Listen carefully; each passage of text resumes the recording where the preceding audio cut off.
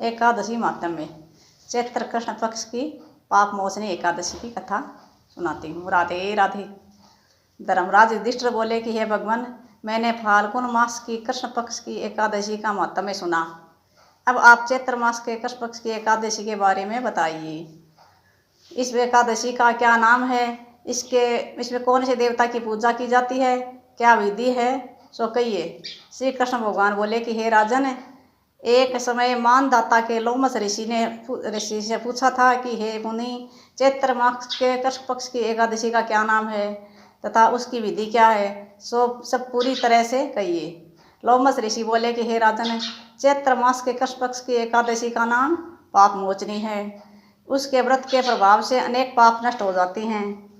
इसकी कथा इस प्रकार है। प्राचीन काल में चैत्ररथ नाम का वन था। उसमें अप्सराएं वास करती थी। वहाँ हर समय वसंत रहता था। उस जगह सदैव प्रत्येक तरह के पुष्प खिले रहते थे। उस जगह गंधर्व कन्याएं विहार किया करती थी। उस वन में इंद्र अन्य देवताओं के साथ क्रीड़ा करता था। उस वन में एक वेदावी नामक मुनि तपस्या करते थे। वे शिव भक्त थे। एक दिन मंजू गौसा नाम एक अप्सरा उनको मोहित करने के लिए सितार बजाकर मधुर मधुर गाने लगी। उस समय शिव के शत्रु अनंग कामदेव भी शिव भक्त मेधावी मुनि को जीतने के लिए तैयार हुए। कामदेव ने उस सुंदर अप्सरा के भ्रू का धनुष बनाया, कटाक्ष को उसकी प्रत्यक्ष डोरी बनाई, उसके नेत्रों को उस मंजू गौसा अप्सरा के सेनापति बनाया। इस तरह कामदेव अपने शत्रु भक्त को जीतने को तैयार हुआ। उस समय वेदावी मुनि भी युवा तथा हष्ट पुष्ट थे।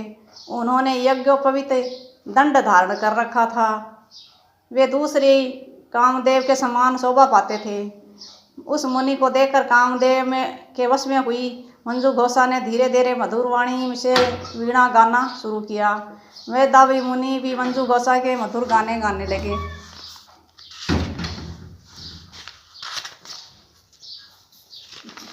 गाने पर उसके सौंदर्य पर मोहित हो गई। वह अप्सरा उस मुनि को कामदेव से पीड़ित जानकर उसके आलिंगन करने लगी। वह मुनि उसके सौंदर्य पर मोहित होकर शिव रहस्य को भूल गए और काम वशीभूत होकर उसके साथ रमण करने लगे।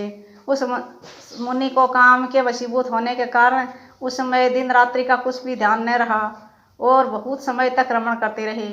एक दिन मंजू गौसा उस मुनि से बोली कि हे मुनि, आप मुझे बहुत समय हो गया है, स्वर्ग जाने की आज्ञा दीजिए। उस अप्सरा के ऐसे वचनों को सुनकर मुनि बोले कि हे सुंदरी, तू तो आज इसी संध्या को आई है, अभी प्रातः काल तक तो ठहरो। मुनि की ऐसे वचनों को सुनकर अप्सरा उनके साथ रमण करने लगी। बहुत समय बीत गया। फिर उसने मुनि से कहा, हे देव, अब आप मुझे स्वर्ग जाने की आज्ञा दीजिए। मुनि बोले, अभी तो कुछ ही समय हुआ है, अभी कुछ दिन और ठहरो। इस तरह वह अप्सरा बोली, हे मुनि, आपकी रात्रि को तो बहुत लंबी है। अब आप सोचिए कि मुझे आपके पास आए कितना समय हो गया है। उस अप्सरा के वचनों को सुनकर मुनि को ज्ञान हुआ और समय का विचार करने लगे। जब रमण करने से उनका प्रमाण 57 साल 7 माह और 3 दिन ज्ञात हुआ, तो उस अप्सरा को काल का रूप समझने लगे। वह महान क्रोधित हुए और उस तप नाश करने वाली अप्सरा की तरफ देखने लगे। उसके अधर कांपने लगे और इंद्रियां व्याकुल होने लगी। तब मुनि उस अप्सरा से बोले, रे दुष्टे, मेरे तप को नष्ट करने वाली, तू अब मेरे श्राप से पिशाचनी हो जा। तू महान पापिनी और दुराचारणी है, तुझे धिक्कार है। पर उस मुनि के विरुद्ध क्रोध युद्ध श्राप से वह पिशाचनी हो गई। तब वह बोली, हे मुनि, अब मुझ पर क्रोध को त्याग कर प्रसन्न हो जाओ और इस श्राप का निवारण कीजिए। विद्वानों ने कहा है, संगीत असाधुओं की संगत अच्छा फल देने वाली है, इसलिए आपके साथ मेरे तो बहुत वर्ष व्यतीत हुए हैं, अतः अब आप मुझ पर प्रसन्न हो जाइए। तब मुनि को कुछ शांति मिली और उस पिशाचिनी से बोले, रे दुष्टे, तूने मेरा बड़ा बुरा किया है, परंतु फिर भी मैं श्राप से छूटने का उपाय बतलाता हूँ। चैत्र माह के कृष्ण पक्ष की जो एकादशी है उसका नाम पाप मोचनी है। उस एकादशी का व्रत करने से तू पिशाचिनी की देह से छूट जाएगी। इस प्रकार मुनि को उसका समस्त विधि बता दी और अपने पापों को प्रायश्चित के लिए उनके पिता चयवन ऋषि के पास गए। चयवन ऋषि अपने पुत्र वेदावी को देखकर बोले, रे पुत्र, यह तूने क्या किया? तेरे समस्त पाप नष्ट हो गए हैं।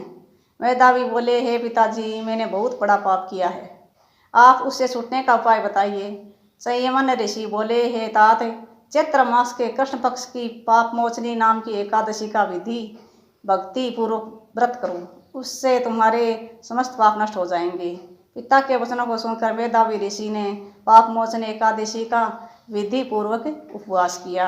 उसके प्रभाव से उनके समस्त पाप नष्ट हो गए। मंजू गौसा अप्सरा भी पाप मोचन एकादशी का व्रत करने से पिशाचिनी की देह से छूट गई और सुंदर रूप धारण करके स्वर्ग को चली गई। लोमहर्षि मुनि बोले, हे राजन, इस पाप मोचनी एकादशी के प्रभाव से सब पाप नष्ट हो जाते हैं। इस एकादशी की कथा के श्रवण करने पढ़ने से 1000 गोदान का फल प्राप्त मिलता है।